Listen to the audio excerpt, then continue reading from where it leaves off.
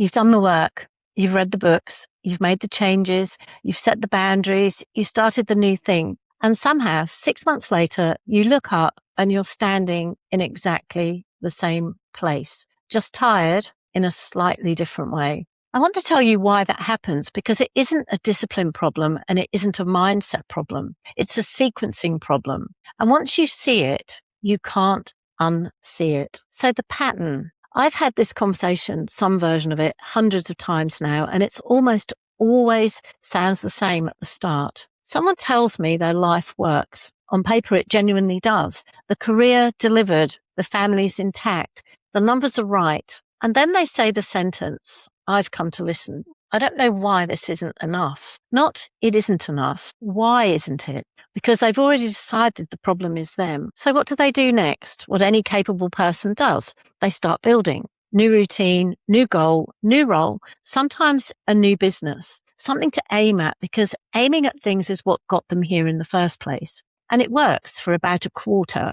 Then the new thing starts to feel exactly like the old thing. And they conclude they're the problem all over again. They're not. They just started in the wrong place. The 4 phases, and I'll explain them quickly.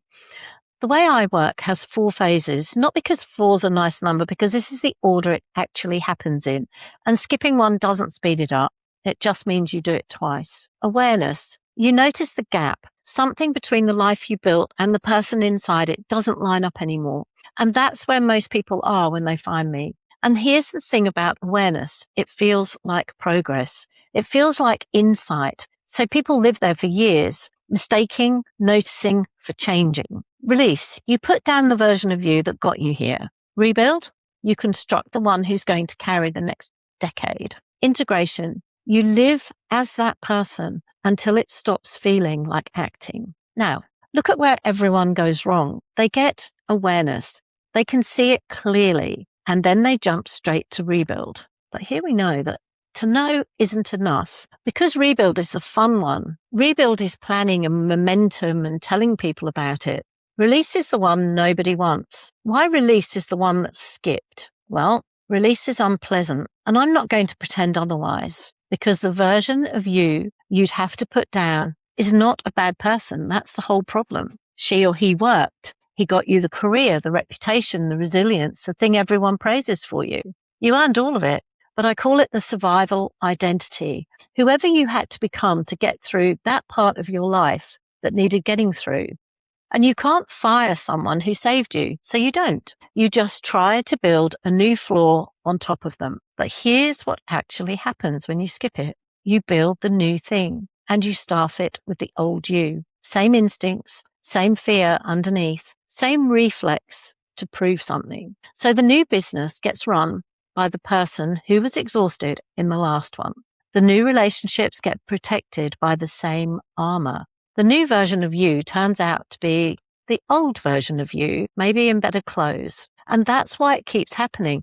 You never let go of the one doing the building. And the quick one, because this is the exact point most people get stuck, and it's worth knowing which phase you're actually in rather than which one you assume you're in. I built a free identity reset audit, a few minutes, and it'll tell you where you actually are across those 4 phases. And most people are genuinely surprised, because almost everyone thinks they're rebuilding when they haven't released anything.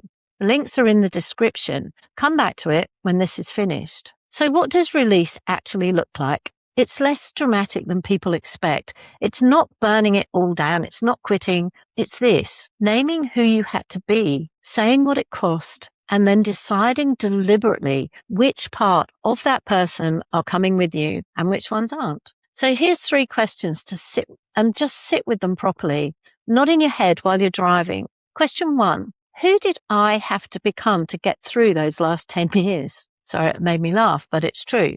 Be specific, not driven. What did you actually do? Who did you become at 3 a.m.? And more importantly, what did you stop feeling? Question 2, what did that cost me and who paid it? And this is the one people skip. Some of it was paid by you. Some of it was paid by the people around you. Be specific. Question 3, which parts of that person do I actually want to keep? Because some of it is genuinely good. Release isn't erasure, it's choosing. And that's the difference. Then, and only then, you build. And what you build will hold because the person building it isn't the one who was drowning. And that's the whole sequence: awareness, release, rebuild, and integration.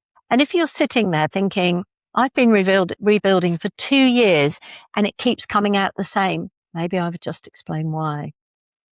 I'm going live on Thursday, AEST, so Melbourne time, to do the first of those 2 questions properly, together with whoever turns up. The details are below, but it'll be on YouTube. And if this landed somewhere uncomfortable, that's not a bad sign. That's awareness. Just don't stay there for 3 years like most people do. Join me tomorrow.